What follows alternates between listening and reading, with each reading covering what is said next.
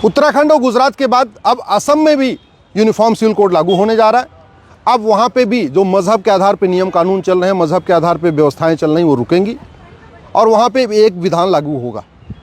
Uniform civil code लागू होगा तो सबसे बड़ा फ़ायदा महिलाओं को होगा।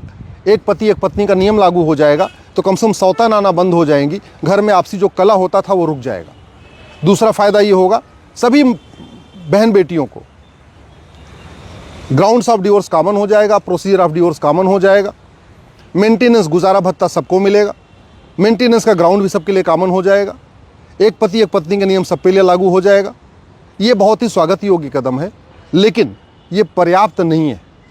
मेरा मानना है जब तक यूनिफॉर्म सिविल कोड में पॉपुलेशन कंट्रोल को नहीं जोड़ा जाएगा तब तक इससे पूरे देश को फ़ायदा नहीं होगा।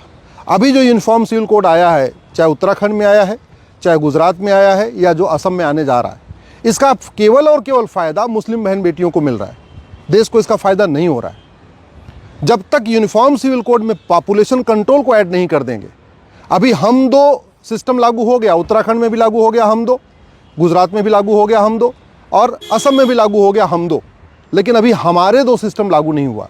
मेरा मानना है इसी यूनिफॉर्म सिविल कोड में हम दो के साथ हमारे दो भी सिस्टम लागू कर देना चाहिए। 10 चैप्टर इसमें ऑलरेडी है, इसमें 11वां चैप्टर जोड़ देना चाहिए, पॉपुलेशन कंट्रोल हमारे दो। जब हम दो हमारे दो लागू होगा तब जाके इसका देश को फ़ायदा होगा। चलो ठीक है, कोई इमरजेंसी आ गई, तीसरे बच्चे की छूट होनी चाहिए। बाय द वे, अगर किसी को दूसरी बार जुड़वा हो गया तो ठीक है भाई, 3 बच्चे तक की छूट है। या किसी की 2 बेटियां हैं, उसको चाहे उसकी इच्छा है कि नहीं एक बार और कोशिश करते हैं कि अब तक बेटा हो जाए। सामान्यतः भारत में लोग बेटे की चाह में ऐसा करते भी हैं, तो ठीक है, 2 बेटियां हो गई तो एक बार और उसको चांस मिलना चाहिए, क्या पता तीसरी बार उसको बेटा हो जाए।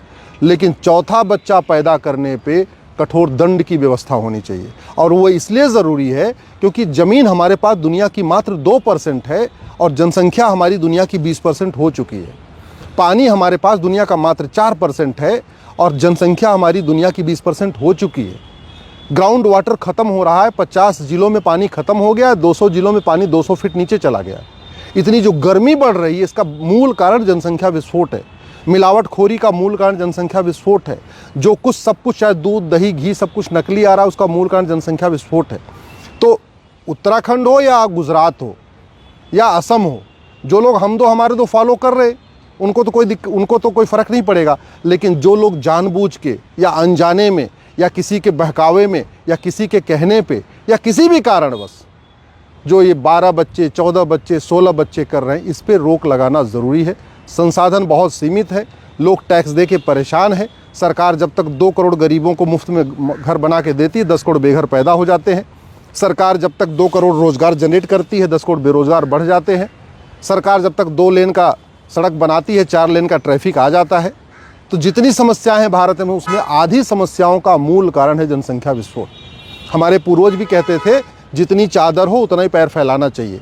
ज़मीन हमारे पास 2%, जनसंख्या 20%, पानी 4%, जनसंख्या 20%। तो चादर हमने पैर पहले बहुत फैला दिया। अगर हमने चीन के साथ जनसंख्या नियंत्रण कानून बनाया होता तो हमारी जनसंख्या 90 करोड़ होती, लेकिन हमने बनाया नहीं। नतीजा ये हो गया है, हम 150 करोड़ के आसपास पहुँच चुके हैं। अगर हमने कानून बनाया होता तो 60 करोड़ बच्चे कम होते, आज जनसंख्या 90 करोड़ होती, जो हम 150 करोड़ हो गए। इसलिए मैं सरकार से निवेदन कर रहा हूँ, तत्काल यूनिफॉर्म सिविल कोड पार्लियामेंट में बनाएं। ये राज्यों का विषय, राज्य ठीक है बना रहे हैं, लेकिन समस्या पूरी देश की है। जनसंख्या विस्फोट पूरी देश की समस्या है, और जनसंख्या किसी भी राज्य में हो, असर सब पे पड़ता है। उदाहरण के लिए असम में लोग जनसंख्या विस्फोट करते हैं, लेकिन टैक्स तो कर्नाटक वालों को भी देना पड़ता है, तमिलनाडु वालों को भी देना पड़ता है, केरल वालों को भी देना पड़ता है।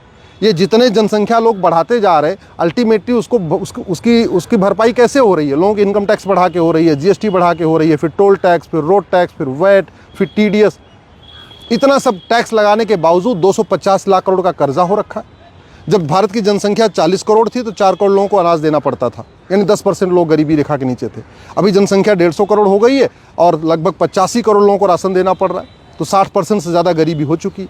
तो गरीबी लगातार बढ़ रही है। इसलिए मैं केंद्र सरकार से निवेदन कर रहा हूँ, पार्लियामेंट में यूनिफॉर्म सिविल कोड बनाइए, ग्राउंड्स ऑफ डिवोर्स सबका कॉमन करिए, प्रोसीजर ऑफ डिवोर्स सबका कॉमन करिए, ग्राउंड्स ऑफ मेंटेनेंस सबका कॉमन करिए, एडॉप्शन का सिस्टम सबके लिए कॉमन करिए, सक्सेशन का सिस्टम सबके लिए कॉमन करिए, विरासत का वसीयत का अधिकार सबके लिए बराबर करिए, प्रॉपर्टी का अधिकार सबके लिए बराबर करिए, और हम दो हमारे दो सबके लिए लागू करिए।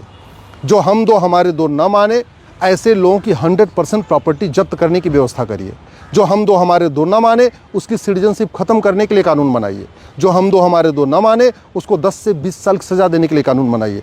फिर जाके ये देश बचेगा, फिर यहाँ के संसाधन बचेंगे। नहीं तो जिस तरीके से नदियाँ ख़त्म हो रही हैं, पहाड़ ख़त्म हो रहे हैं, जंगल ख़त्म हो रहे हैं, सार्वजनिक स्थानों पे कब्ज़ा होता जा रहा है, 20 से 25 साल के बाद भारत बर्बाद हो जाएगा अगर तत्काल यूनिफॉर्म सिविल कोड के साथ साथ जनसंख्या नियंत्रण कानून नहीं बना तो।